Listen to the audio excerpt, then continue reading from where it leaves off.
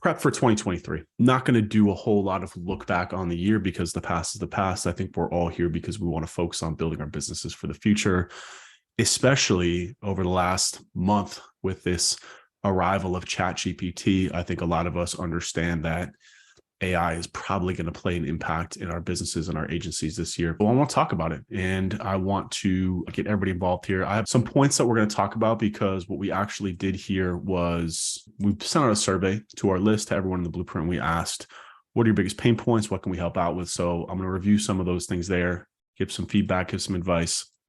But then I also want to open this up, as always, for Q&A conversation, talk about what's on your mind, and see if there's anything that I can help with. As always, I'm going to start with the most asked questions, or the biggest pain point, which I'm sure you can all guess. It's always inevitable what that is, and that was lead generation. So what I want to do is I want to talk about our agency, Webris. Actually, we have our Slack channel hooked up directly to our forms on our website. So every time that we get a new lead, it gets pushed in here to our Slack channel. So you can see all these leads that are coming in. So really over the past day or two, we're getting a couple leads per day. And this is over the holiday season too. So you can see, we're getting anywhere between, I would say, 10 to 15 leads per week. The important thing to note here too is obviously, Jared already kind of commented it. What's up, Carlos? Leads, A, qualified leads, B, leads that have the funding, C, leads that are qualified to work with. So as I get through this, I'm going to talk about some strategies that we deploy to really help us to kind of beat back, as they say, the tire kickers, right? So how are we getting all these leads? What are we doing? And a lot of you might be sitting there thinking, well, you have a huge YouTube channel, you got a following, you've been doing this for a while. Yes, that definitely plays into it. But a large majority of our leads are actually coming from paid traffic to cold traffic, to people who have no idea who we are or what it is that we do. The second form of leads is coming from outbound sales. And the third lead is coming from content generation. So those are really the three things that I always tell people to focus on, depending on what stage you're at with your agency, because as always in this business, there's a trade-off. You either have the time or you have the money and the resources. The bigger your agency gets, the less time you're going to have, the more resources you're going to get. So you can kind of picture this as a shifting scale. When you have more time, getting active on social media, creating content, and doing things like outbound lead generation are going to be your best friends. As you get more resources and less time, paid traffic is going to be your best friend. And that's kind of where we're at. We're in that space where, to be completely blunt, I don't spend a ton of time at the agency. 2023, I have a lot more plans. It's time to spend time at the agency, really have goals to get this company to $10 million in revenue. But essentially, we rely very heavily on paid traffic. We're getting leads off of Facebook ads for around $100. Something that we've been working on a lot at our agency is really refining our positioning. We've been through a couple of different iterations here. If you go to webris.org, just our main domain, you'll still see kind of our general targeting here. So this is going after pretty much anyone who's looking for SEO services. Very broad, kind of playing on the whole SEO sprint angle. It's worked very well for us, made us over $1 million in yearly revenue. It works very well. But when we really looked at the subset of who we wanted to focus on in terms of getting our retainer value up, working with folks who were able to really grow and scale with us, it was attorneys. It was a large part of our portfolio. It also turned out to be the part of our client portfolio that was getting the best results, and also didn't really have much pushback on pricing, and also were pretty much the lowest headache clients that we have. So we decided to dive all in on attorneys about 6 months ago, and we're rebuilding our entire messaging and our entire website, our entire marketing. So when I talk about content, right, if you actually go to the blog over here, what you'll see, all these graphics are being changed. I hate them. But what we've already started to do is I went out and hired a writer, and I started getting blog posts written specifically about all the different pillars of what it is that we do. So our offer here is pretty simple. We call it blended search. You can read about it on the website. We're essentially doing paid search and organic search at the same time with the goal of driving leads. Why? Attorneys care about leads. They care about phone calls. They don't care about traffic. They don't care about rankings. They just want to make more money. So our entire offer is rebuilt less around the concept of SEO and sprints, and much more around, hey, attorneys, we're going to generate leads, and we're going to do it through a mixture of paid and organic search. So if you go to our blog, you can already see 6 posts up here that are all specifically for attorneys. We got a post here about Avo. We've posted about lead generation, post about SEO, post about local SEO. This one's specific to SEO with immigration. This one is about pay-per-click for lawyers. So what we're trying to do here is just build content that is servicing the pillars of our service to our avatar, right? So when we talk about not having an avatar, not having a position, content marketing becomes really difficult. This is kind of the whole point of this long-winded thing that I'm showing here. Content marketing becomes very difficult because if you're just trying to push out content about SEO or just paid search or just local SEO, it's so broad and people just don't care about it. But when you tack on the fact that it's for a specific type of avatar, and then all the messaging and all the languaging across all your content and all your web profiles are really speaking to that avatar, it makes a very big difference, not just in the ability to generate leads, because obviously attorneys want to work with firms that are specifically built and focused on solving their problems, but also when it comes to operations, when it comes to, again, marketing, when it comes to targeting, because again, when we start talking about ads in just 1 second off the back of content, we're also running a lot of ads. If you don't know who you're targeting, right? If you're just like, we do SEO or we do websites, it's really hard to do like you can't target people on Facebook for just general, like people who want SEO. Again, if you think about like a funnel, people who want SEO, they could be a wide variety of folks, and there's really no way to drill into that. And when it comes to outbound too, which we talked about as a lead generation tactic, it's really difficult to do that as well. So all of this stuff here, when it comes to lead generation, really, you're really doing yourself a massive disservice if you have not specifically defined who your ICP is, right? So that's a lot of the content that we're doing. We also have a YouTube channel and a LinkedIn page. I strongly suggest you check those out for our brand, because all that is pushing out content that's hyper specific to attorneys and hyper specific to our offer and to the problems that they're having. What problem are they having? They need more leads.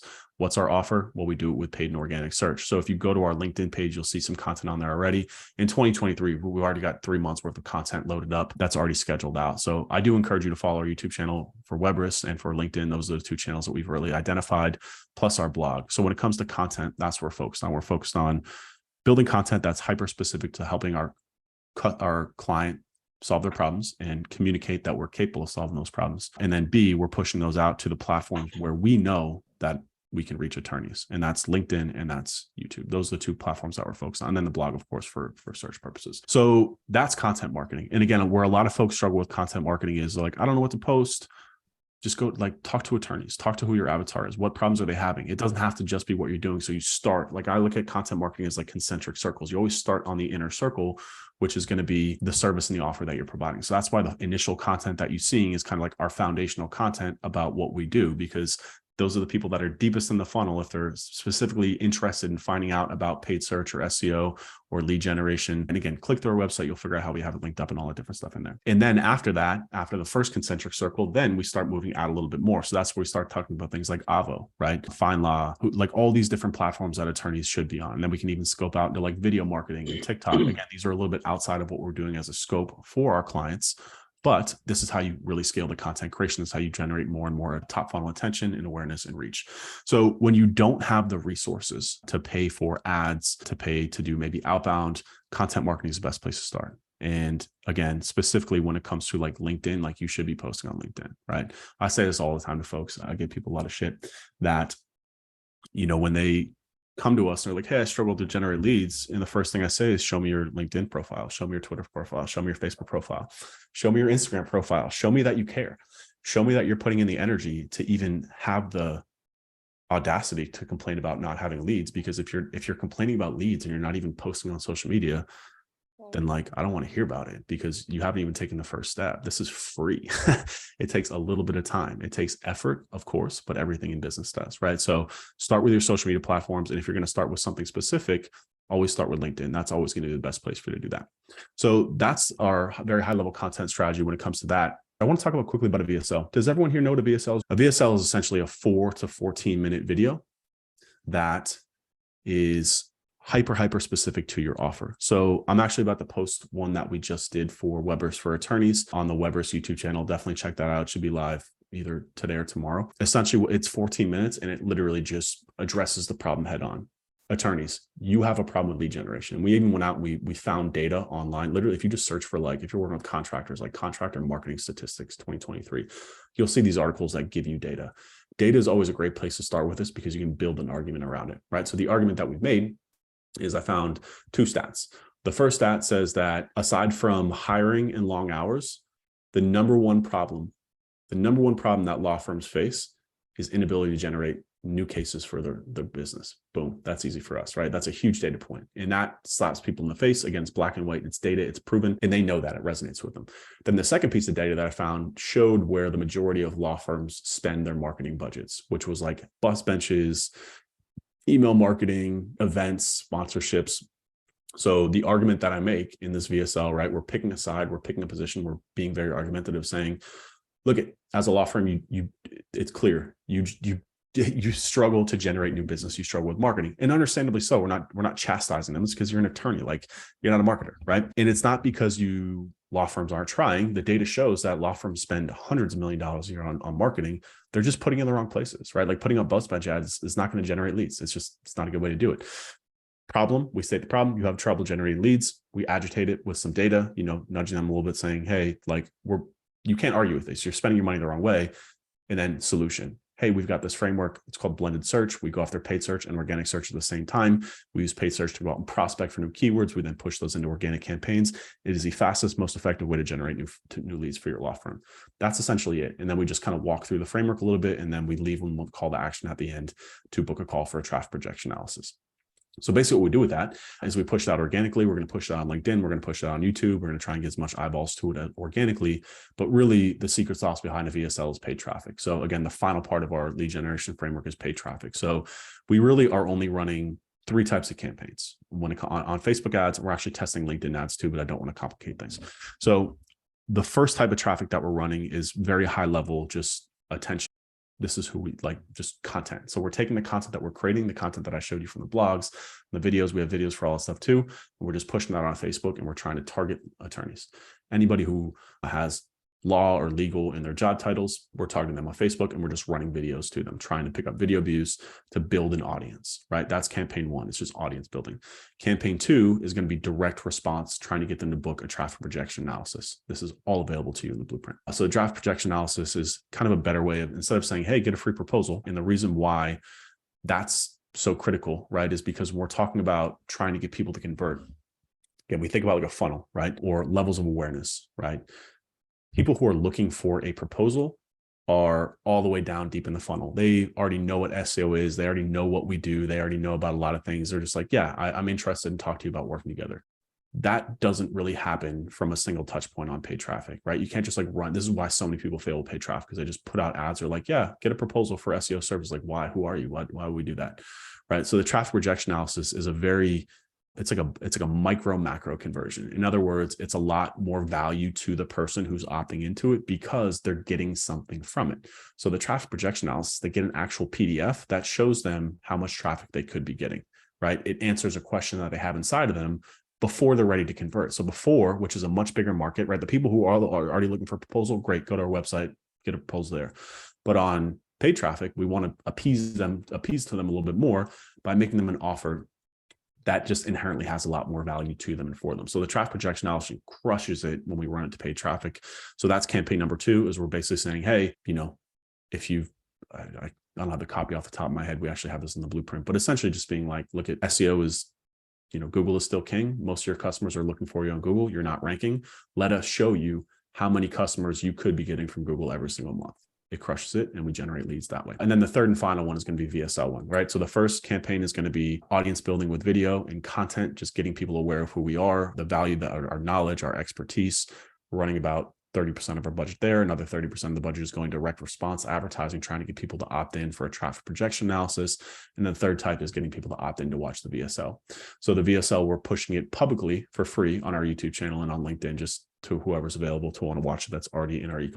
But then we're running the VSL behind an email opt-in, right, to get them to opt in and then watch the VSL. And then after they opt in for the email, they're getting automated emails from us. And we also have a very big goal internally to build an email list full of attorneys, because, it's still one of the best ways to convert folks into leads over time. So does anybody have any questions on that? I'm just kind of out here rambling about our lead generation strategies on paid traffic and content, but they all kind of tie together, right? That's why I started talking about our positioning, right? And who we're talking to, because all this stuff down the line, like if you've tried paid traffic before and you're like, it doesn't work, Ryan, you're full of shit. It's like, well, probably because you're doing it wrong. I don't mean that disrespectfully, because I see it all the time. Like I've audited hundreds of businesses a year who, they pay me for a one-off audit to just look at their marketing, and I can tell within 2 seconds what their problem is. And it usually comes down to inability to create content that resonates with people because they don't know who they should be speaking to. And 2 is the other reason is because they have a terrible offer that people just don't care about, right? So like I already talked about that, right? Like just running, like, hey, get a proposal from our agency. Like, no, I don't know who you are. I'm not interested. But if they've seen a video of you talking about how you helped, XYZ law firm or whoever you're targeting is, generate leads with this new cool strategy, whatever, blah, blah, blah. That's one touch point, right? After they see that, they're going to be much more likely, much more receptive to responding to an offer from you. So we talk about these things extensively inside the blueprint. It's really the core of our program, right? Positioning, offer design. And it really is the reason why so many B2B companies struggle and they try and put the cart before the horse. So again, to recap our lead generation strategy so far, number one is refining our positioning. Just be like, we're all about attorneys and we're all about helping them generate leads. There's a few more points that I do want to talk about here. People feel overworked. They're still in the freelancer stage. They don't feel like they really have an agency. They're scared of delegating. They're continuously doing all the work themselves, refusal to take anything off their plate. They have trouble finding staff. They have turnover at staff, issues with training. And the solution to all these things here, these are all a symptom of the same problem. And that's doing too much, trying to do too much for people that don't need it. Perfect example of this is, a quote unquote full service agency. Like you're not a full service agency until you're doing like at least 50 million a year in revenue. Now that's too much. Maybe like 5 million in revenue, right? Where like you've effectively exploited and solved the problem that your target customer is having, right? So again, when I go back to attorneys, this is a perfect example because I had a really good consultation today with a very large law firm. And they came in and were basically like, yeah, we need more leads. Like we need more leads. So boom, perfect. We have a solution for that. We call it blended search framework. He was all in and he ate it up. But then he was also like, look, there's another thing that, is really, really, really hot on the partners' minds right now. And that's, we want to be working with massive corporations. Like we don't want a lot of clients. We only want 10 clients, but we want it to be all massive corporations because they're just constantly kicking out high value cases to us. We can build a $50 million law firm of having the right partnerships. And essentially I told them like, you're not going to get that from marketing. That comes from relationships, that comes from networking, and that comes from winning consistently and making a name for yourself. So the question then became, well, how do we make a name for ourselves? We've got some marquee wins. How do we communicate these back out? So this is actually a really good example about doing too much. So what I told him was that it's really content, right? You need a strategy to put together a communication plan that's going to take the wins that you have that you can talk about and push those out through social media, push those out through ads, pushing out through your website, building an email list, just building a platform, literally everything that we just talked about for ourselves, but similar with attorneys, similar like case studies.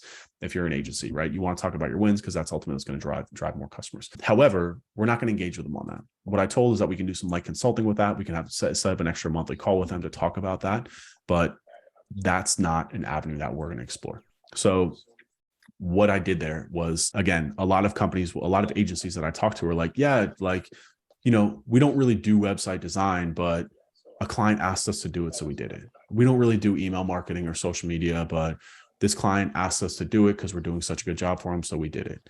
And this is where the problems usually start. Because what ends up happening is you're chasing a carrot for something that it's going to pay you an extra 500, maybe a couple $1,000 a month, but ultimately it's going to cost you way more in terms of your time, in terms of your energy. So again, the key thing here, when it comes to all these symptoms, I'll just read them again. Overworked, stuck in the freelancer stage, inability to delegate, inability to hire people, inability to retain people, train them. It's a symptom of trying to do too much for too little, essentially, right? Now, I could have taken on that deal. We're going to close that attorney deal for sure, but I could have taken on that work to do content marketing for them and put together a video. Like it's really a video strategy essentially that they need, but like we don't do that. And we're not in a position to do that right now. And I'm not going to take that on because it's going to take so much of my time and energy to do that it's not going to be worth, even if they paid us 50 grand, like in the grand scheme of things, it's not worth it to do that now. However, what I am doing is I'm listening, right? And I'm paying attention. If we're getting this request more, or if we understand that, again, with the shifting tide when it comes to AI and content commoditization, as we'll call it, video is probably going to be the thing that we need to really inflict on our clients to help them to break through this commodity of content that's going to come in the next year from AI. Then yeah, absolutely. Like we need to refine our offer to put that in or have that as an upsell to slide in on top of that, right? But again, the key here, what we're really focused on doing until we get to a certain point, until we build a book of 50 good attorney clients that are on retainer, I'm not going to entertain that. We're going to continuously work on a process, which is blended search, paid and organic. We're going to refine it. We're going to get drilled in. We're going to become the best in the world at that. We're going to brand ourselves for attorneys looking for leads. They're going to be like, yeah, you need to talk to that guy. You need to talk to Weber's. You need to talk to them. That's what we're focused on right now. Leads from a very specific framework. Very similar to what you see here at Blueprint, right? I feel like we've done a very good job here talking about systems, talking about productization. The reason why I mean, let's call it what it is. The Blueprint is a training company. There's a lot of other, like back in the day, man, the amount of crap that I used to get from people from like having a training program, right? And being like an internet marketer, being that guy. But what we've done is we're like, no, well, we're not like some flash in the pan company that's teaching you a tactic that is not going to work in a year from now. We're teaching core business principles here. We're talking about systems and processes. We're talking about things that have been around since the dawn of business, right? So we've really made an effort and a point to talk about this concept of productization, which is, again, another part of this doing less, right? Focus on doing one thing, turning into a system, turning into a process, turning into a framework, turning into something that's brandable, turning into something that people can come to you for that specific framework. Like before they get to you and have that conversation, they know exactly what they're getting. They know why they're having the conversation. They're coming to you much more prepared. Ties into marketing and lead generation, the first part of this conversation. But if you're trying to do too much, you can never break these symptoms. Like if you're stuck in the freelancer stage, you're never going to get out of it if you're just taking on every single piece of work. At some point, you're going to have to draw a line in the sand and say, that's not what I do. That's not what we do. I help X people do Y through Z, right? I help attorneys generate leads through blended search marketing. That's it. That's all we do. But I do know somebody if you need a website. I'm happy to refer you out, take a cut of that, but I'm not going to build a website for you. Just way too much time and energy. Every single time we take on a website, I end up doing the QA, and it makes me want to quit this business. So that's another big thing. Again, all those symptoms, again, the solution is to simplify. It's actually to do less and to be so damn good at it, that people come to you specifically for that, right? Justin just said, agree on site's waste of time. Now look at Justin, if you are a web designer or developer by trade, absolutely, like do that. But you need an offer and a system to build websites and not do, all these other things. I think website design companies are actually probably the key culprit of a lot of this, because inherently when you're building a website, it's difficult to anchor that against some sort of expected business result, right? Hey, I'm going to pay you 50 grand for a new website, but like, you're just going to change the fonts and the colors. Like, what am I actually getting from it? Like, well, you're going to get more conversions. That takes time. That's dependent on if they're getting traffic. That's depending on if their messaging is right, all these different things, right?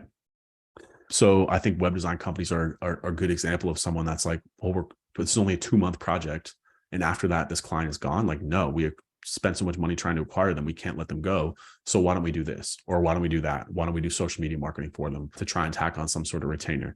SEO is always going to be the best fit because you can bake that into your website design services and just kind of get the site rolling and upsell a lot easier. But it's a good example of like just taking on work for the point of trying to boost revenue, when in fact it's not who you are at the core, right? It's much, much, much easier to do a very good job with something and build a reputation. And there's a whole nother conversation too about product. I get a ton of leads for consulting. People come off YouTube, they're like, hey, we need help with the strategy, we need help with this. And I'm like, I looked at your product, man, and like, I just don't see, like, I can't sell sand to the beach anymore. You know what I'm saying? Like, it's just too competitive out here. So as service-based businesses, especially SEO, like SEO is commoditized. That's not an insult. Doesn't mean that SEO is dying. It's just a fact. Like, SEO is commoditized. Everyone can go to their LinkedIn DMs and there's probably 50 people trying to sell them SEO, and it's a race to the bottom in pricing. We guarantee first place rankings. Like, you don't pay until you get rankings. Like, that's a sign of a commoditized industry, right? Where there's not price elasticity. It's just race to the bottom pricing. So the way that you beat that back is you have to be the best in the world at what you do. You have to believe it and you have to practice it, right? And when you're trying to do too much, when you're trying to learn TikTok because a client asks you for it, not saying that you shouldn't, right? But instead of tripling down on what you're doing and getting better people, getting better systems, getting better processes, rolling that out into marketing, rolling that out into VSLs, rolling that out into your YouTube channel, having people come to you knowing exactly what you do ahead of time. And they're coming to you because you do that, right? Like, people come to the Blueprint now because they know what we stand for. They know that we're about systems. They know that we're about processes. They know that we're about productization, right? They know that we're going to help them reduce costs. They know we're going to help them get their time back. All these different things is baked into our marketing, but it starts with the program because the program is built that way. And we spend so much time and energy on it. So it's the same thing with your service, right? Kind of like a restaurant. Like, there's a sushi sake just opened up in my little town here. Me and my wife we're like, this place is garbage. Like, why do we come? And it's like, y'all had one job. It's to make good food. And like, you can't even make good food. And it's just, it happens so much in this country. Like, I don't know if it's because people care more about money before the product or whatever, but like, if you don't have a good product, you don't have a business. And that, for us, service-based businesses, it's about not just results. It's also about the communication. It's about the quality of the deliverables. It's about, making your clients happy. Like a good sign of that is if you're getting referrals or not. Like if you're not getting referrals, your clients probably not that happy, because when people are really happy, they go out of the way to refer. So that's point two. The final one here was a big one too that we got asked about was inability to raise prices, right? Somebody posted over here on Facebook about it when we first started talking about unqualified leads, people that are just coming in that don't have any money, don't have any purchasing power. This is a symptom of a couple of things. Number one, positioning, right? Like if you're positioned in an industry or a vertical that, like, I always use gyms, and I'm not picking on gyms because I actually own a gym. Gyms are one that, like, they don't make enough money to actually pay you money. And they're also capped at how much money, like a gym, a physical location business is always going to be kind of capped at what they can make.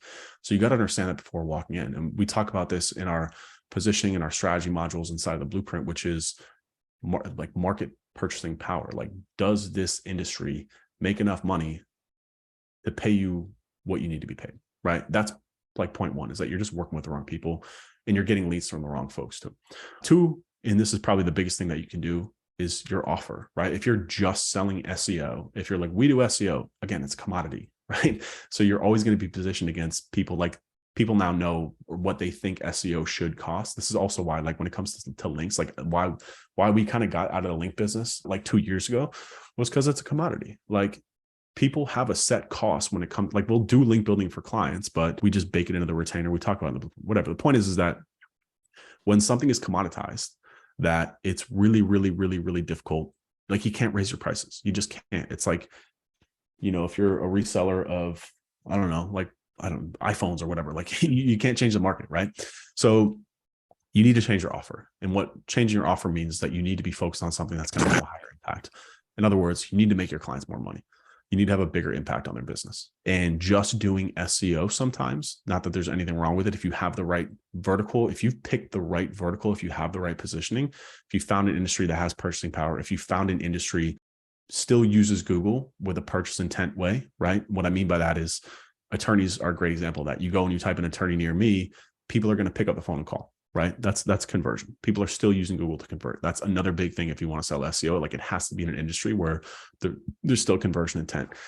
Compare that with like software companies, right? Not saying that software is about industry, but when you Google like CRM software, what do you get? You get a whole bunch of listicles. You get a whole bunch of content. There's no conversion intent behind that, right?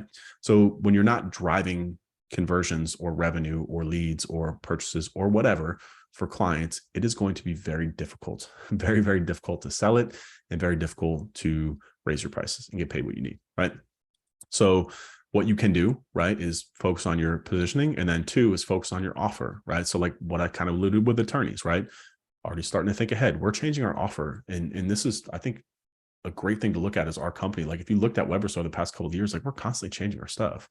Like, we're consistently changing and molding our offer because the world changes so fast now.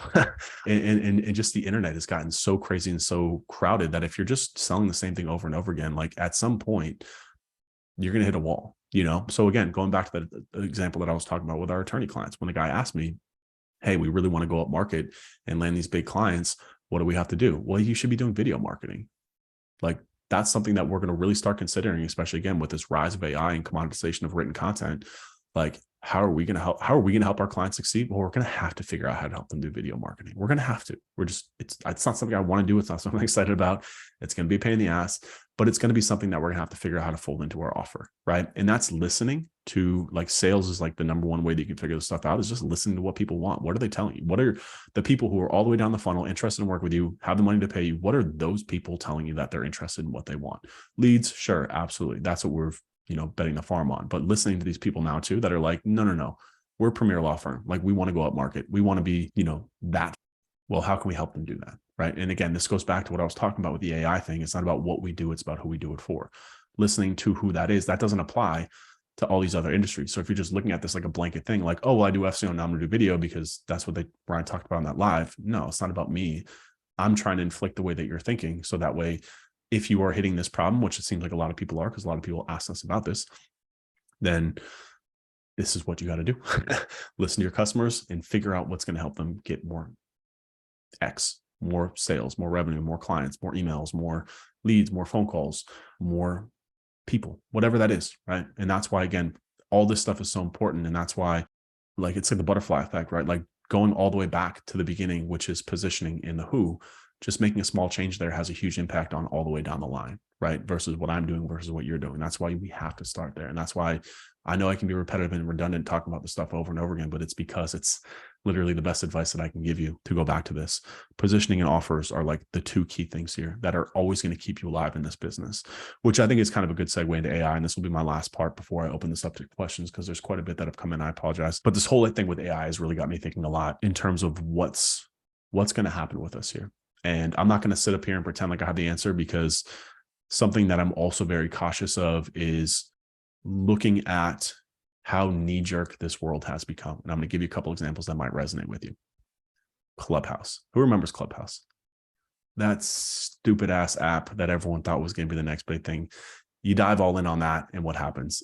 It's gone, right? That's one example. Not that crypto or Web3 was another one of those things, and NFTs, but like, you just see what happens with human attention at scale on the internet now. Things bubble up very, very quickly, and then they burst, right?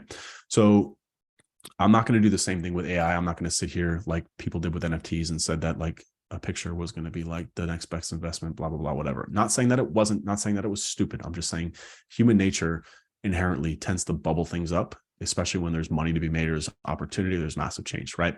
So that's the first thing with AI, right? Is that what I don't want to have happen, because we've been talking about a lot, is like people like, oh my God, we're all screwed. You know, AI is coming. We're all destroyed. I don't believe that to be the case. I do think that over this next year, though, we are going to see the first wave of adoption of this technology, right? So we look at something like ChatGPT, for example. ChatGPT on its own, it's a great novelty, but like it's not going to revolutionize the way that you do business, or anyone does business right now, because it's not connected to the internet. So just the information that you get from it is not going to be overly impactful or helpful. It can definitely help if you're doing like a support job or like a content writing job. It can definitely help to speed that up, no doubt. I was actually using it the other day to help me out to write some social media posts. It's all right, but like it saved me some time. I was writing like YouTube like descriptions with it, and it was pretty good. But like the first wave of adoption that I do see with AI is using that technology on top of something else. So I saw on Twitter yesterday a really, really good example where somebody, because OpenAI is it's not integrated with anything that we use on a daily basis, right? But you can integrate it into something else, not like hardware per se, but like software. So like, for example, this kid basically took ChatGPT and integrated it into Gmail, right? So now he has an email writing assistant, and it was very slick when he was using it for, right? So I think the first wave of adoption over the next 12 months is going to be taking this technology that doesn't need to be hyper relevant, hyper new information, because it's not connected to the internet. And I think that's a whole nother problem that they're going to have to solve. Essentially what Google's already doing, which is like, how do we serve information that people are going to use and trust? Because Google's been through that before. They go through it every single day, essentially beating back SEOs in terms of misinformation, in terms of ranking site that should be ranked. This AI technology is going to have that whole thing there in terms of validating what's real and what's correct.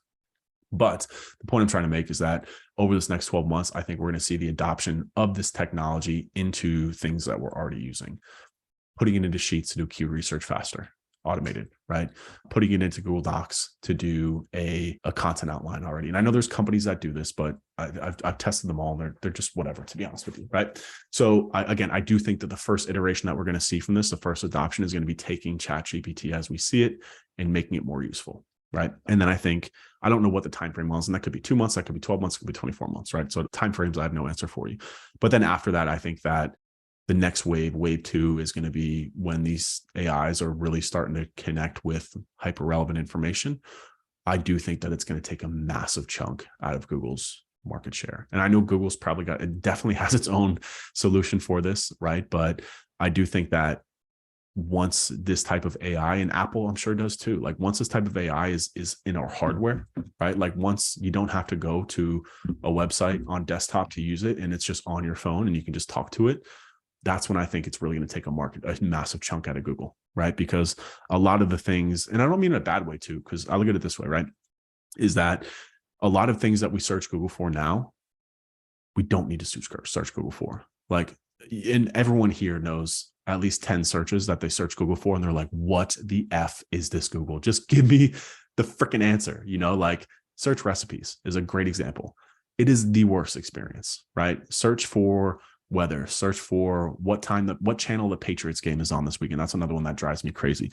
You just get riddled with websites that have ads. It just doesn't give the answer, right? Those types of searches, I think that AI is gonna take a chunk out of that. Us as SEO professionals, it's not that big of a deal because those types of things aren't really, again, going back to who, not what, right? We are here to do what? We're here to make our clients more money. We're here to make our clients get more clients. We're here to help them get more customers. So those types of searches, taking a market share from Google isn't that big of a deal, right? What we are more concerned about is those bottom funnel commercial searches, right? And I think what it's going to do, it's going to force it's going to shrink the SEO industry because the SEO industry is bloated because so much of what we do for SEO is like, yeah, just create some content around it. Right. Because we're focused on traffic. We're focused on making that chart go up and to the right. And as long as we do that, then we kind of did our jobs in a sense. Right. But really what it's going to refocus on is, again, why we're really here as marketers. We are here to make people money. And somewhere along the line, when it came to SEO, it got bloated. It got cute. It got, I don't know what the word is, but like, it wasn't about that anymore. It was about fighting with each other on Twitter about whether or not a no index tag is better than a canonical tag. Like AI also, when we talk about the SEO tools and software industry, like AI is going to just take over technical SEO, right? All that type of stuff. It's going to take over content. We don't know what's going to happen. But the core here is, again, is that the SEO process might change. The way people use Google might change. But the core of what we need to focus on is our clients and what they need to help them stay afloat in business, period. Whether that's going to be using Google, whether that's going to be using whatever hardware people are searching for, right? If you think about the definition of SEO, stands for search engine optimization, right? So any type of search engine, Google's just is a monopoly, right? It just runs the market. So we automatically think about Google, oh, Google this, Google that. But, in reality, we could be focused on Amazon search. We could be focused on YouTube search. There's all sorts of different search engines, right? And I do think that AI search is going to be a whole different thing that we have to play with. And AI is going to have the same problems that Google has in terms of serving information, right? If think about it this way, if you go to ChatGPT right now and you type in, like, I need recommendations for sneakers for New Year's, it doesn't really know what to do. First of all, because it's not connected to the internet. But second of all, it's like, it doesn't know your preferences. It knows your style. Over time, I think we'll learn that. But still, even with preferences, even with style, it's still going to have to serve information. And how do we get our clients' information there? How do we get our clients' information as the preference for clients?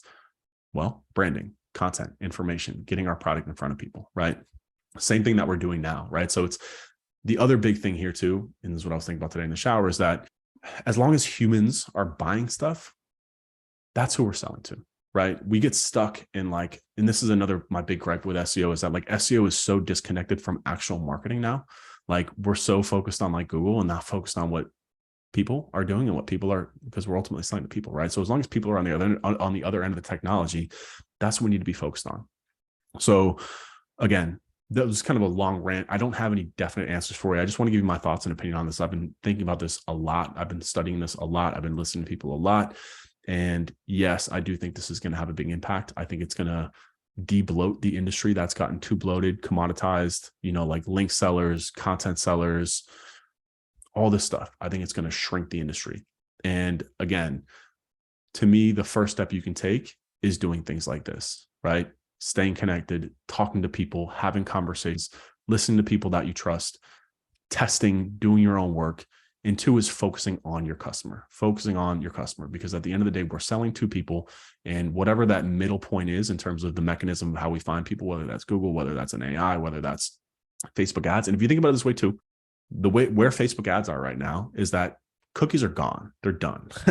We can't rely on cookie data anymore. But you know what Facebook's doing? I don't have any proof of this, right? But I know it to be a fact because me and my wife will be sitting there talking about how we need Windex, and then she'll open up her TikTok or Instagram and she gets an ad for Windex. It's like, how the hell do you get served an ad for Windex? So the point I'm trying to make is that our technology understands our preferences. It's listening to us in other different ways. It's bypassing. This is just an opinion, just what I see. Again, I don't want to be quoted on this directly, but we all know that we're getting served ads based on our preference and interest, whether or not we're putting in that targeting into Facebook, right? We've run a ton of tests where we just don't put any targeting into Facebook, and we're still getting agencies in our ecosystem because the technology can identify who these people are based on the millions of data points that we give our phone that we've opted into, that we just blatantly ignore in the terms of service of joining a platform like iPhone or whatever.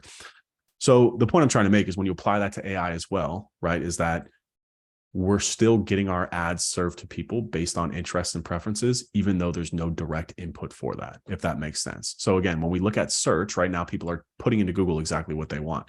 But if they're using an AI in the future that says, I need a New Year's outfit, right? It's going to pull based on preferences, it's going to pull based on budgets, it's going to pull based on past preferences. There's still going to be a way that we can impact that, right? Whether that's a bidding system on the back end for ads, whether that's a focusing more on organic to get people to buy and purchase our products beforehand, but there's still an avenue to get our products and stuff in front of people, right? So that's kind of my thoughts on AI. Again, that was more of a rant than anything. I don't have any direct answers for you. I encourage you to not have knee-jerk reactions. I encourage you to pay attention. I encourage you to listen. I encourage you to see what's going on. And I encourage you to start thinking for yourself, thinking critically about this, how you think it might impact you, and start planning, because this is going to have an impact, right? And the people who, I've said this before, the people who are like, nah, it's not going to impact us. Come on, man. It doesn't write content better than me. It's like, okay, but like, if you would have gone back a year or 2 or 3 years and seen what we were using to write then, like, you know, you have to zoom out a little bit and you have to understand that this is going to get better and it's going to happen, you know, and it's okay. And if you are forward thinking, if you're thinking about, again, your customer, your offer, and what you can do to help them make more money, and not getting stuck in the fact that it might be through a different platform than Google or Facebook or whatever that is, it's fine. Because at the end of the day, we're selling to people and you got to understand people and what they want. And people are predictable. If you go all the way back to the time when humans were living in caves, right? Like we're just wired a certain type of way. And marketing is really a reflection of psychology of humans at scale, right? When we talk about things like clickbait, when we talk about things like copy, when we talk about things like all these different things, it's playing on human psychology for better, for worse. You know, I don't want to go in that commentary there, but that's essentially what we're doing. We're selling humans and we're using the technology to enable that. So I'm going to open up the questions now. Casper asked over here, do you think it's necessary to have an offer? What was that thing about your program? Retargeting, like traffic projection, SEO analysis. What I've experienced is we waste lots of time with these leads. I want them to be more educated coming to us. So this is a good question, Casper. Like, you know, essentially what I told the attorney lead today too, when we talked about lead generation for attorneys, I told them that like 50% of leads that come in from the internet are dog shit, no matter what traffic source you get them from. Like there's this whole, I don't know, like people like content marketing produces better because more educated, you know, blah, blah, blah, this and that. Like I wouldn't disagree with that. But at the end of the day, this is also a numbers game, right? And so much of what running a business is, and we talked about this concept of consistency and congruency before, right? What I love about paid traffic is that it helps you to get everything dialed in, because you realize like if you want to scale your business, like you're going to have to pay for some sort of, whether paying for content, whether paying for whatever, like you're not going to grow to be a multi-million-dollar agency from just like doing nothing. You're just not, right? So there's going to have to be some sort of investment there, right? So Facebook leads are definitely going to be a quote unquote lower quality than somebody who watches a webinar and comes in, because yeah, anyone who watches a webinar or sees a 30-minute video, like they're definitely more qualified and they're more interested. That doesn't mean that they have the budget, but they're definitely more educated in terms of the conversation. So this is why the traffic projection is so important for us, right? Because what we're doing, is we're canceling people, like we make them fill out a questionnaire. So we're canceling leads right away that we know are business types that we don't vibe with, that we can't get results for. You know, they have no history of traffic. They've done nothing from an SEO point of view. We don't waste our time with it, right? You might be thinking we're wasting budget on it, but we're really not, because like I said, this is a numbers game. Like it really is a numbers game. You know, if you want to get to 100 clients, you're going to need to get 1,000 leads, just at least, you know, no matter where you get them from. So there's also, I was talking about consistency and congruency too, is that like I wouldn't just dive into paid traffic if you don't have a content plan out, because like just running direct response ads to cold traffic with an offer to become a client to people who have no idea who you are, yeah, it's not going to be the best thing for you. But getting those people in, getting them booked, getting their email, and if they're not qualified, they're not educated, you send them information, you get them on your email list, right? And you nurture them over time, right? This is what I'm saying, is that like this whole concept of zooming out and just being like, so many people just get so stuck on like this one thing, like Facebook sucks, it doesn't drive good leads. It's like, yeah, because you're not doing it right. You know, like it also too, like with these leads that we get off Facebook, like it's a multi-call sales process. We're having one call that's a qualifying call. We're running it for them. We're asking them questions. We're getting a feel for where they are for their business. And we're doing this even beforehand too. So we're not wasting our time on calls with people that aren't qualified, right? So like my whole thing is that like, there's a difference between sales and marketing, right? And getting those leads, like it's kind of a sales responsibility to qualify them and to make that determination. Like it's marketing's job to just, this is just my opinion. I know a lot of people disagree with me, whole lot of people, especially in the software industry, like, oh, like don't put leads on my sales team's calendar that aren't qualified. Like that's a sales team's fucking job. Like it's their job. Like what else are they doing? They're not doing shit. It's their job. It's their job to qualify leads. It's their job to talk to people, period. I don't care. I don't care if it's a terrible lead. If they have raised their hand and said, I want to pay you to do something, we're interested in this, sales, handle it. That's your job. That's what you're getting paid for. That's why you're on commission. You're getting rips. Like this whole concept of like catering to salespeople is just ridiculous to me. I like bothers me more than anything. Like our Facebook leads lower quality than somebody watching my YouTube video coming in 100%, but it's scalable and we can get them in much faster. And this is what I was talking about too, in terms of zooming out and understanding the total cost. And this is another thing too, is that like people are selling, I'm saying generally, right? Like the numbers don't work if you're selling something that is very low ticket and low impact and low effort. Like, yeah, of course, you're not going to be able you're not going to be profitable on this because it's your fault for selling the wrong thing. Like you need a better offer, you need a better service, you need a better product, right? But like my whole thing is that like with attorneys, like, I don't care. I'll spend a ton of money. If we're getting leads for $100 off Facebook, right? And our offer for attorneys starts at like 40 grand. Like, you know how many leads we can burn through before we get to that one and we're still profitable on it? You see what I'm saying? But if you're selling SEO for like $500 or $1,500, $1,000 a month, like, yeah, it's not going to work. Nothing's going to work, unless you're just working straight off referrals or something. But like, there's always an investment in terms of time and energy, and that's going to impact what you're selling in the back. And that's kind of my point here in terms of zooming out. And like, this becomes where I'm at with our agency is it's just math for me at this point, right? Because I don't really do anything aside for help out with some ads, some content here and there. But like, I'm stepping in, looking back and looking at the math of it. How much are we paying per lead? How much are we paying per customer? What's our close rate? And what's our margin on that work, right? It's just a math equation, right? So when I have those numbers, instead of being like, oh, Facebook sucks, I'm going to turn it off. It's like, well, we're getting 15 leads a week from Facebook. Like people are interested. Maybe our offer is wrong, or maybe we're selling the wrong thing. Like, should we be putting a strategy sprint up front just to get them on a tripwire and break even and be profitable on our ad spend? And then that way we don't have to worry about losing money on ads. And now we're building an email list full of qualified businesses that we can upsell down the line, or that we can sell right away, or that we can change our offers up for. So this is what I was talking about too, in terms of offers, right?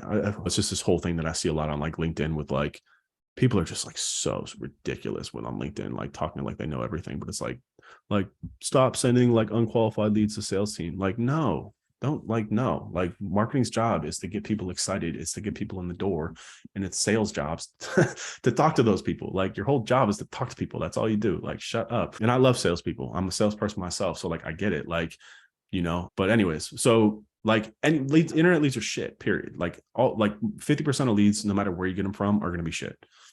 If you're paying for them, if they're free, just is what it is, right? Like a lot of times you can't necessarily, you have no control over what's happening. So if you're having this problem and you're getting a lot of unqualified leads from Facebook, then like, absolutely you should be, I talked about having a VSL. I talked about running that. Like we literally spend a third of our ad budget just running videos to people. A lot of you are probably here because you saw a video on Facebook. And I think honestly too, if you look around, right? Like I know the agency business is different than this, but like this entire business here, the blueprint is run off paid traffic, like Facebook ads too. Like, let's just call it what it is. Like everyone is here because they saw a Facebook ad at some point, right? Whether it was you saw a video first or a LinkedIn post first, or somebody referred you here.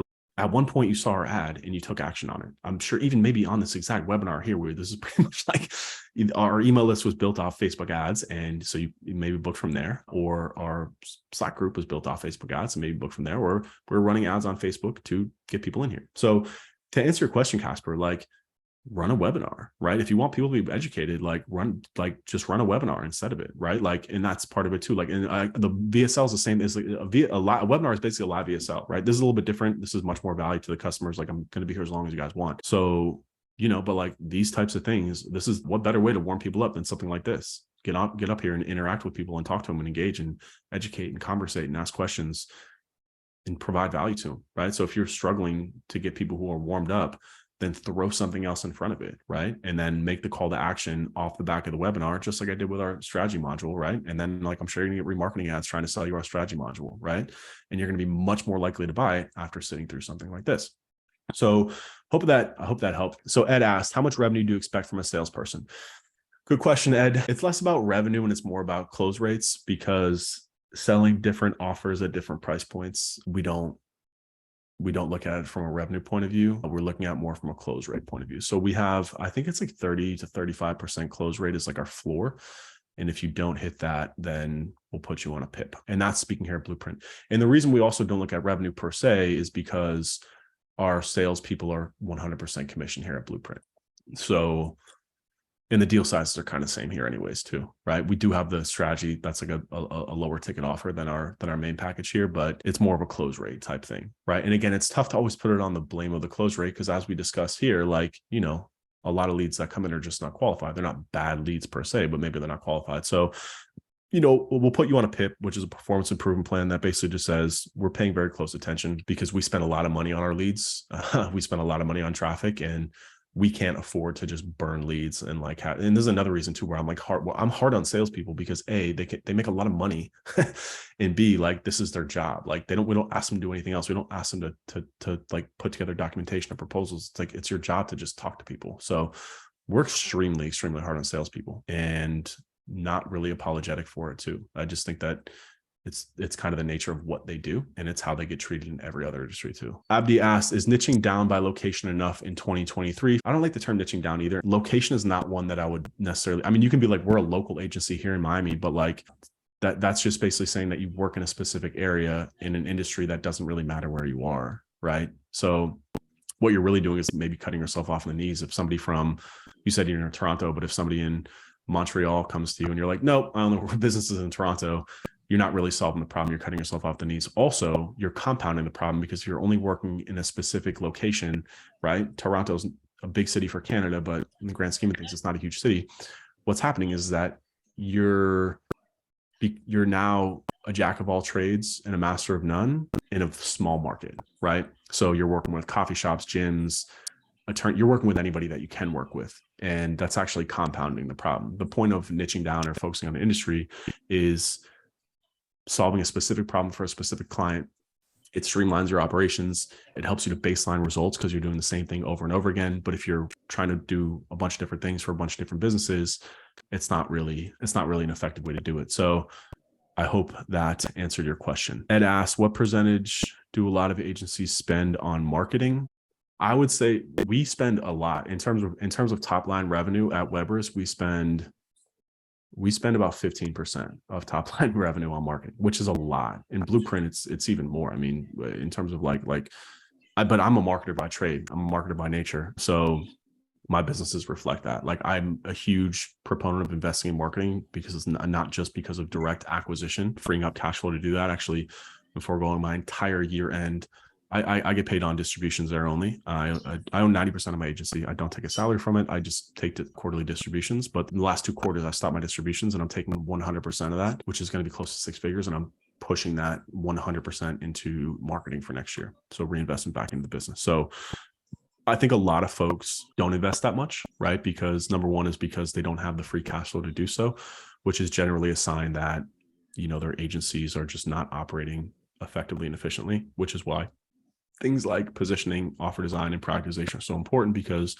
when you're streamlined and productized, solving a single problem for a single client, what ends up happening is you reduce a lot of waste in the business. You don't have to do email marketing, all this different stuff. You're highly focused and highly specialized, which means you're spending significantly less and you're operating significantly more streamlined. So I can only answer that question for myself, Ed. Other folks you'd have to answer, but I know it's like a lot less. Most agencies actually don't spend anything on marketing, both in time and energy. Andre asked, how many real focused hours do you work now versus back then? I think the key there is the focus part, right? I actually told my wife every quarter I do my finances. I treat my personal finances exactly like my business finances for a number of reasons. Number one is because of how I'm set up tax-wise. Everything that flows through my business is also I'm responsible for tax-wise. So the way that I live too, this is a side note here, is I'm living right now off of last year's income, right? So this year's income, right? I just close my books at the end of this week, pay my taxes on that money as soon as I can. And then that gets moved to my personal account.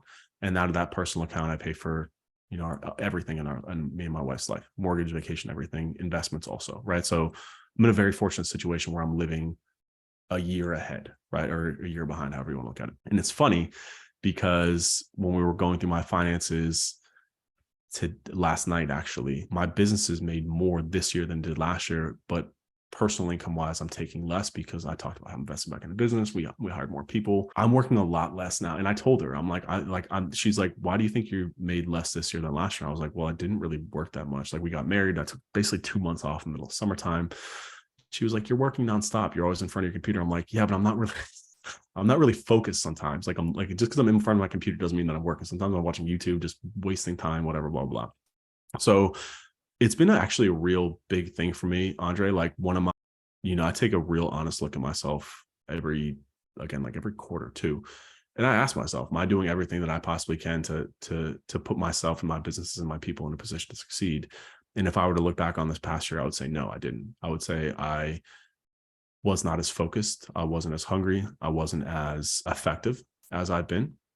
And that's for a number of reasons. So Mark asked, what percentage of agency sales comes from paid Facebook marketing versus outbound cold email marketing? Very good question. I would say right now, so I would put it into 3 buckets. I would put it into like content and like kind of like brand marketing, right? Like LinkedIn, stuff like that, social.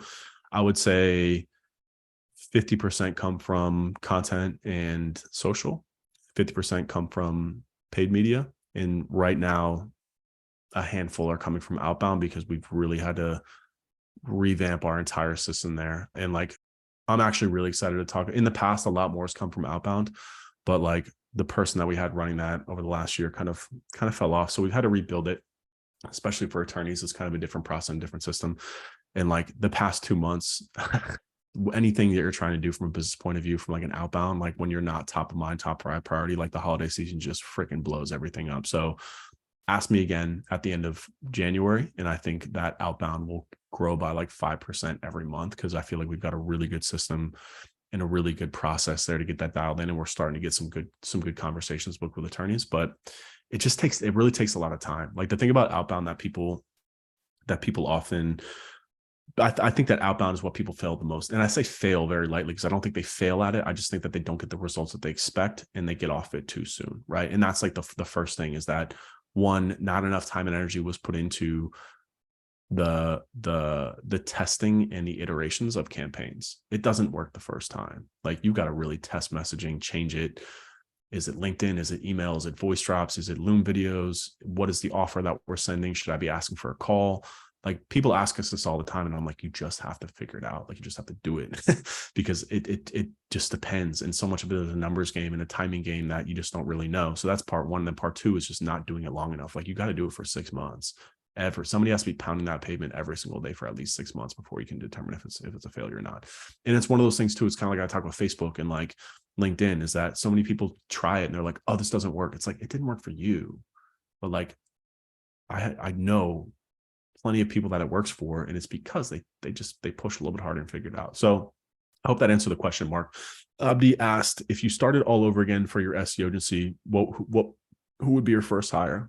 Operations, same as now. To me, your first hire is all about knowing what your weaknesses are. And for me, working with clients, doing the actual work, it's not something I enjoy. So I'm all about bringing people in to do the operations. I love doing marketing. Kind of like sales a little bit, but I don't really like it as much as I thought I did.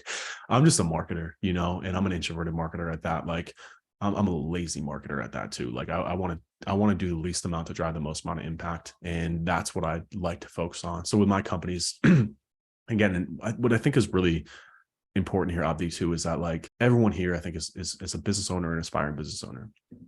It's really, really important that you understand that, yes, it's good to come on calls like this. It's good to network. It's good to listen. It's good to learn. You have to, it's part of the process, but this is your business. Run it how you want to run it.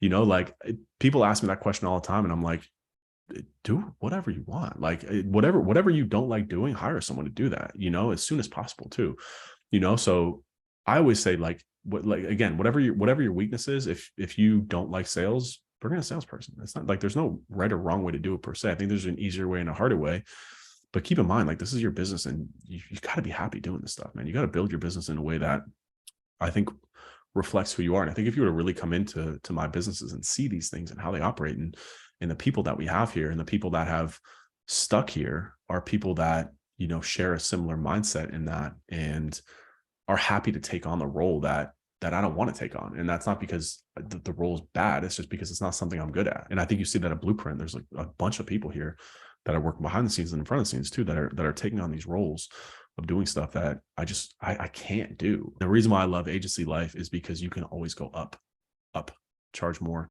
have a bigger impact, change your offer. You can mold your business and change your business so quickly, right? And you can pivot so quickly. There's really, in my opinion, especially for like smaller agencies, when I say smaller, I mean like 500 to 3 million in annual revenue, like you can change your business model so quickly and stay alive so quickly. And you can, this sounds bad too, but like, God forbid something happens. Let's say AI takes over and like SEO just gets blown up and overnight we don't have a business, right? You can still have a business. You can strip down, again, I hate saying it, but like you can strip down in terms of software, you can strip down in terms of costs, you can strip down in terms of people. It's always a last ditch effort, but you can change roles, you can change your offer, right? And again, that's the thing. That's why I tell people to always look at us, because look at Weber's, like over the past, if you followed us over the past 4 or 5 years, 8 years, you've seen us change nonstop, and we're going to keep changing, and I don't see that as a failure. If anything, I see it as a stepping stone, because we're constantly getting better. We're constantly making more. We're constantly doing more. We're constantly providing more of an impact. We're constantly providing more jobs for people. And that's what I love about the agency business, is that, like, to me, it's super safe. It's almost like there's a sense of comfort in it. And there's a sense of, I will always be able to feed my family, because again, whether or not like something happens with SEO, I don't care. That's not what I do. Like, like when people call me an SEO, I'm like, I'm not an SEO. Like, call me whatever you want. I don't care. Call me an asshole, call me a jackass, call me an SEO, whatever. But like, that's not what I do. That's really not what I do for clients. Like, I help them make more money, right? I help my clients solve acquisition problems because they don't know how to do it for themselves. I appreciate you taking the time. I respect you all. Hope you had a great holiday. Hope you have a great new year. I wish you all nothing but prosperity, hit your goals, success in 2023. And I'm not going anywhere. You know where to find me. I'm always available to you all. I appreciate you. I respect you, and have a great day.